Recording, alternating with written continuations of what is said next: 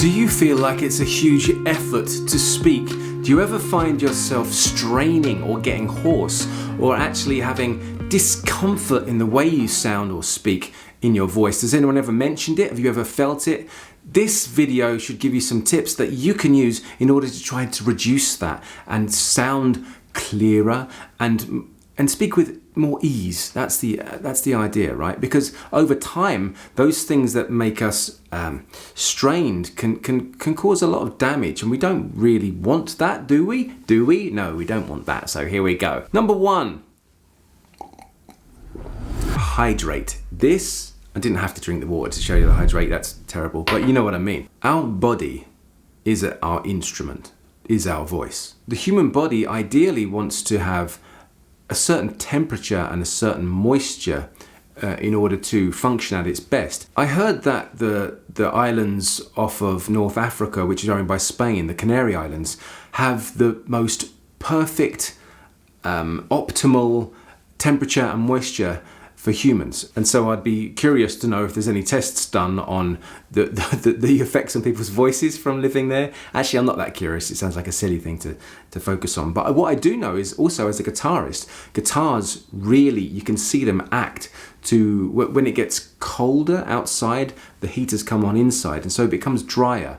And because of that, the guitars start to warp. Also, so you put moisture in them in order to save them through the winter. But then temperature as well, if it's too hot or too cold, can also really have an effect on the wood. So wood really responds to temperature and moisture, as do our bodies. And so by making sure that we're hydrated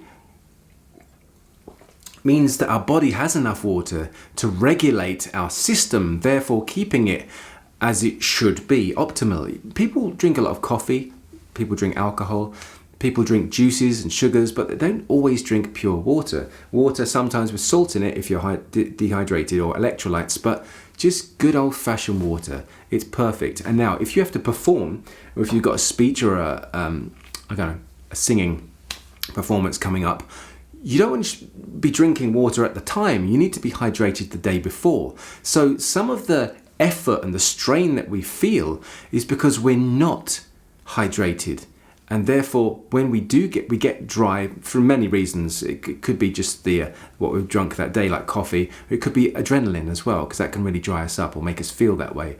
And so some of this strain could be relieved if we just had enough hydration in our system. So take care of yourself every day, but the day before a performance especially, make sure that you got your electrolytes, your waters. You could even, go some way to having, what magnesium, potassium, that's in a banana might provide some electrolytes along with your water. So I don't know if that's factual or scientific that having a banana will help hydrate you, but actually good nutrition, like good hydration, is always going to be better for your body, therefore better for your voice. But hydration is key number 1. 2, and I'm not going to go through it in this video because I've got lots of them on this channel, but it's to warm up. You should always be warming up your voice before you use it.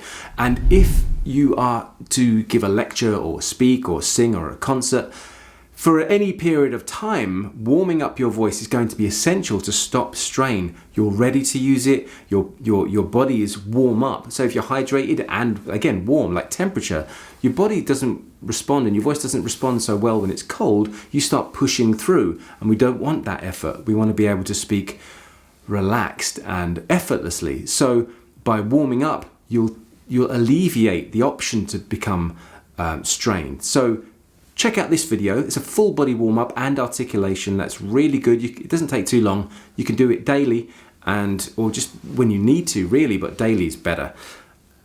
And this is going to help you to warm up the voice and alleviate strain. So hydration, warming up. First 2 points. Okay, so for the third one, I'd like you to understand a little bit more about the vocal folds. The vocal folds are made up of ligaments, cartilage, muscle, and they move. They essentially sort of move back and forth. Well, they actually kind of undulate, but they vibrate. Let's say that when air comes through them.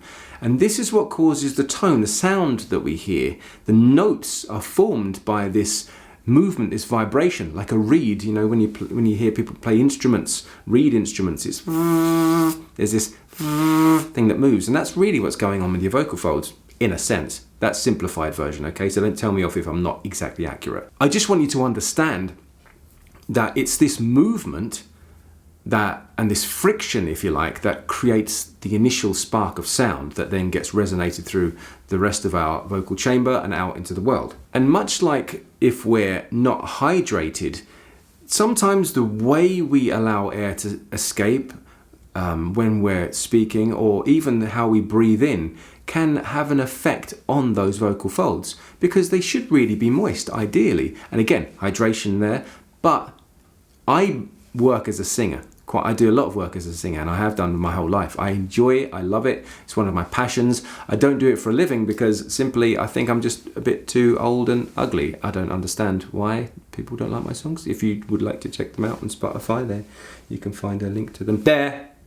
I've got a couple of videos online. I don't promote myself as a singer. That's the issue, and I don't go out and do it. Since COVID, my playing live career has completely stopped, which I'm a bit sad about, but we're not here for my therapy session. We're here to talk about vocal onset. So, vocal onset is how you approach the voice. So, how the air starts to create sound through your vocal folds.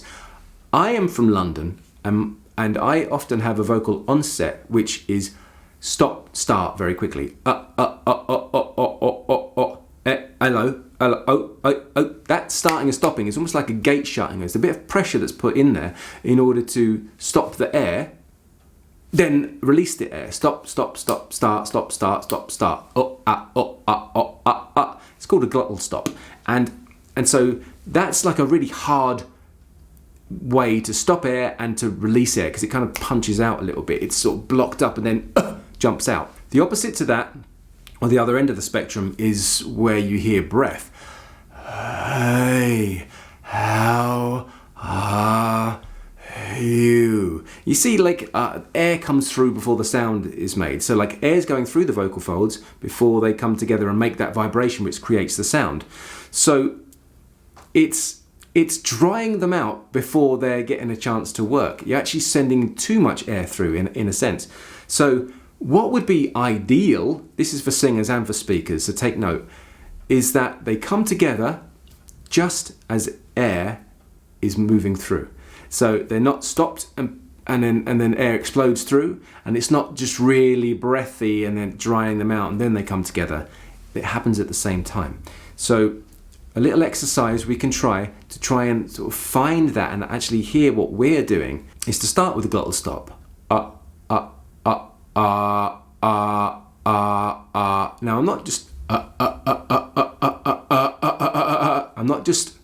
I'm not just stopping the airflow. I'm by my source from my diaphragm. I'm actually stopping it here in the glottal. And you can hear it jump out. A glottal stop doesn't have to have that big jump, but it can do, and it can actually cause a bit of tension and a bit of strain. So that's one end. We'll try this. Feel it.